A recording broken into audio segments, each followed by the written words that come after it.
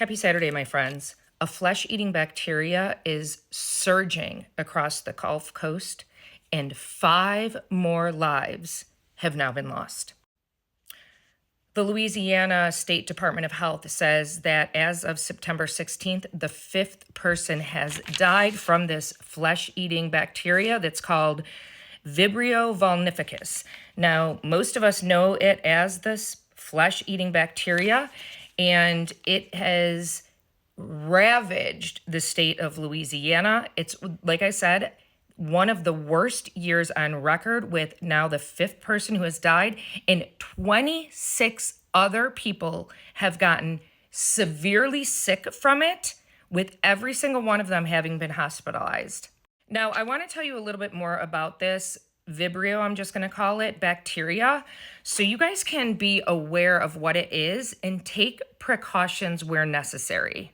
I know this doesn't really tell you much, but this is what the bacteria looks like, and it lives in what is called brackish water, which is a combination of salt water and fresh water. The water has to be warm water, and obviously if it lives in this brackish water, it also lives in salt water. So it does not live at all in fresh water.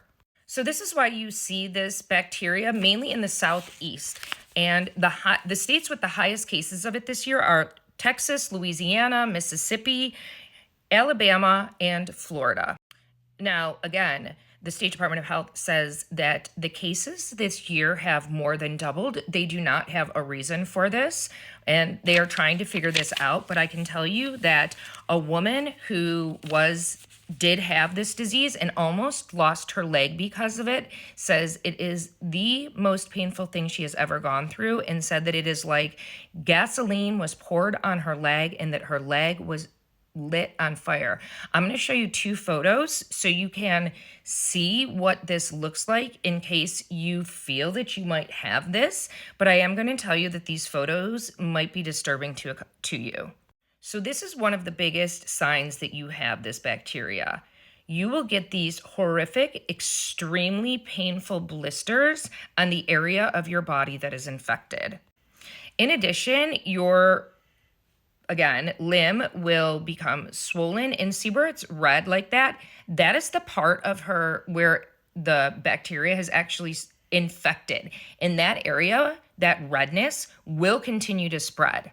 So, and I want to point it out that anybody can get this bacteria, flesh-eating bacteria. However, if you have a compromised immune system, the elderly, pregnant, you are more apt to get this. However, like I said, children have been known to get this. So how do you get this bacteria?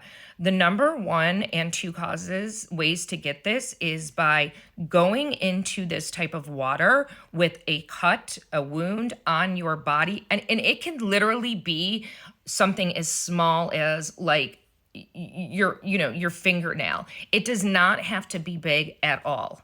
In fact, the picture that I showed you, that is how the person got it. They went into the water and had a tiny, tiny cut that was not covered. The second way to get this is by eating tainted seafood, shellfish. So typically that is by eating tainted oysters. That is usually the number 1 culprit. And the symptoms of this horrible flesh-eating disease. Now, if you have a mild case of it, even a mild case is horrible. A mild case includes things like watery diarrhea, cramping, nausea, and a low-grade fever. If you get a mild case of it, consider yourself lucky. Now, the majority of people, because this spreads so fast, don't have a mild case, and they end up in the hospital, like I said. And the symptoms usually turn into those blisters, like I showed you, swelled limbs. They get a high-grade fever, and they also have very low blood pressure. And this bacteria spreads extremely fast, and there are no antibiotics for this that treat this disease. The only way that they can go in and treat this is by literally getting rid of the bacteria, by getting rid of the flesh, the infected skin and tissue, and then like literally scrubbing out the bacteria. And usually it takes many, many, many times to do that. And unfortunately, a lot of times people end up losing a limb because of this. Now, the woman who said that it felt like gasoline was poured on her leg and that it was started on fire, she was in the hospital for weeks, and they actually told her that she was going to lose her limb, but actually she was in the ICU for weeks, but she was fortunate enough and did not lose her leg. However, she did go into septic shock, okay, and she said her leg has not been the same since.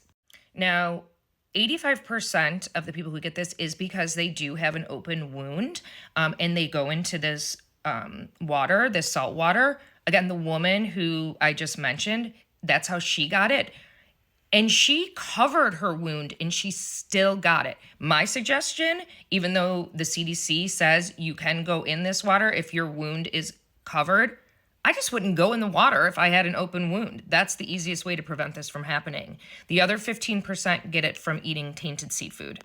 This bacteria is most prevalent between the months of May and October. So we're coming to the end of that, which is great.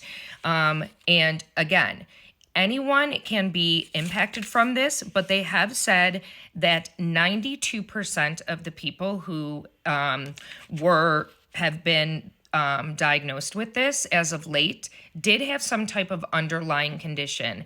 Not all were like an compromised immune system. Some of them had kidney issues, liver issues, some type of chronic disease.